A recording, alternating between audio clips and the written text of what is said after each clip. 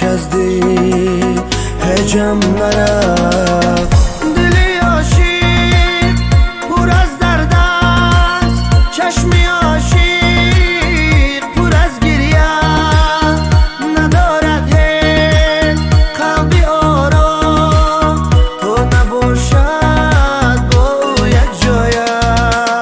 دلی مرا شکستی با دیگر تو رفتی، دیگر نیاد دوباره وقتی از برم رفتی.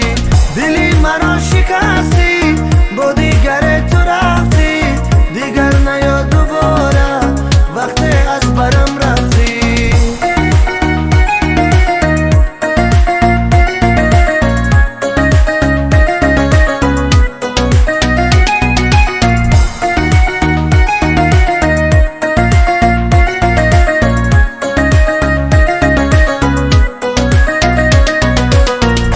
هر شب خانه ای بختی، من هر شب کنجی میخانه. تو هر شب آغوشی هر کس، من اینجا گشته دیوانه. شدم دلتنگ و بیچاره، کسی دردم نمیدانه. باره از حال دلی من خبر پرسیدی یا نه؟ نگو عشقت خطایی بود، نگو دردت جدایی بود. اگر عشقم خطا می بود، اگر دردم جدایی بود، تو رو هرگز نمیگفتم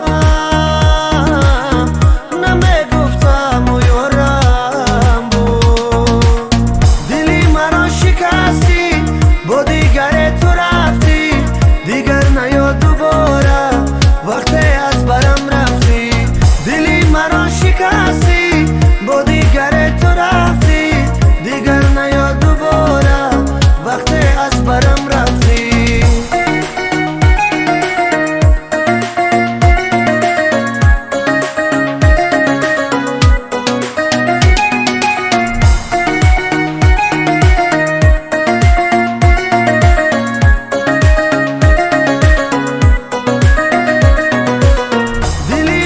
شکستی با دیگر تو رفتی، دیگر نیاد دوباره وقتی از برم رفتی.